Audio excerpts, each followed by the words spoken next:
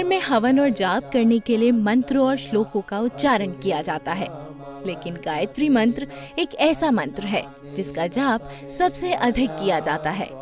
इसके पीछे तर्क ये है कि देवी गायत्री को भारतीय संस्कृति की जननी कहा गया है। वेदों और धर्मशास्त्रों में भी गायत्री मंत्र का उल्लेख विस्तार से किया गया है। कहा जाता है कि इसके 24 अक्षर 24 शक्तियों और सिद्धियों के प्रतीक हैं।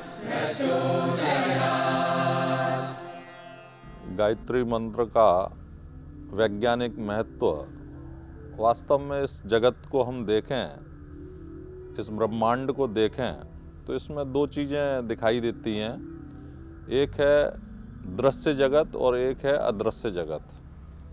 दृश्य जगत जिसमें पशु पक्षी वनस्पति वृक्ष नदियाँ ये सारी की सारी चीज़ें आ जाती हैं, और एक है अदृश्य जगत जिसको आप चेतना कहते हैं, जिसको प्राण कहते हैं, जिसको आप बुद्धि कहते हैं, जिसको आप ज्ञान कहते हैं। वास्तव में जो भी ये विस्तार दिखाई दे रहा है दृश्य जगत का और अदृश्य जगत का, ये सारा का सारा गायत्री का विस्तार है। गायत्री जिसको कह सकते हैं कि एक ही सिक्के के दो पहलू, सावित्री और गायत्री। कंप्यूटर में जैसे भाषा जानते हैं हार्डवेयर और सॉफ्टवेयर, तो ये सारा का सारा जो दृश्य जगत है वो हार्डवेयर है, और ज्ञान चेतना बुद्धि ये सारा का सारा जो है सॉफ्टवेयर है। तो गायत्री मंत्र अनादि मंत्र है और सृष्टि की रचना भी इसी के माध्यम से हुई थी। गायत्री महामंत्र की उत्पत्ति के बारे में पुराणों में कहा गया है कि सृष्टिकर्ता ब्रह्मा जी को आकाशवाणी द्वारा गायत्री मंत्र की प्राप्ति हुई थी, और इस मंत्र की साधना करके ही उन्होंने सृष्टि रचने का सामर्थ्य प्राप्त किया था।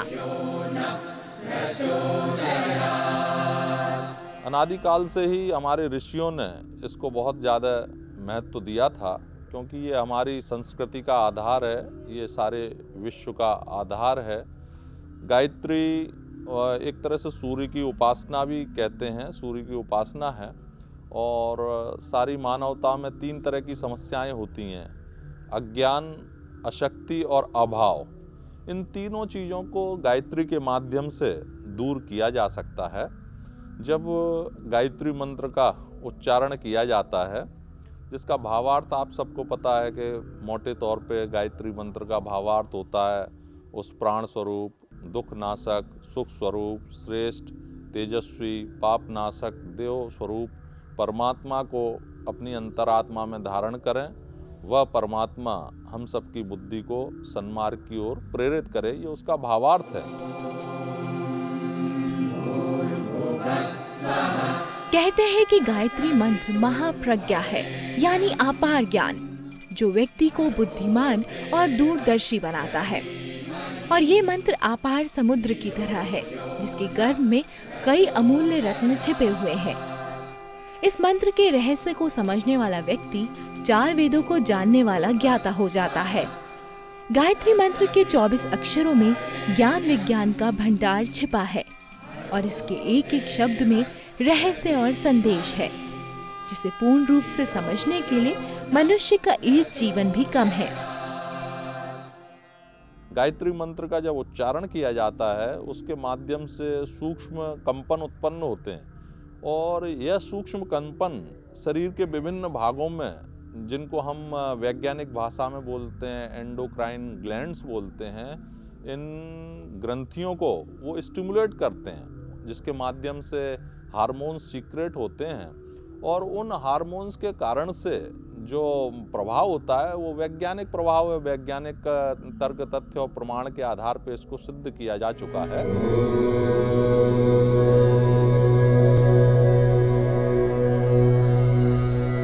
अगर मंत्र के मूल अर्थ को समझा जाए तो वो कुछ इस प्रकार होगा। उस सुख स्वरूप दुखनाशक श्रेष्ठ तेजस्वी पापनाशक प्राण स्वरूप ब्रह्म को हम धारण करते हैं, जो हमारी बुद्धि को सन्मार्ग की ओर ले जाता है।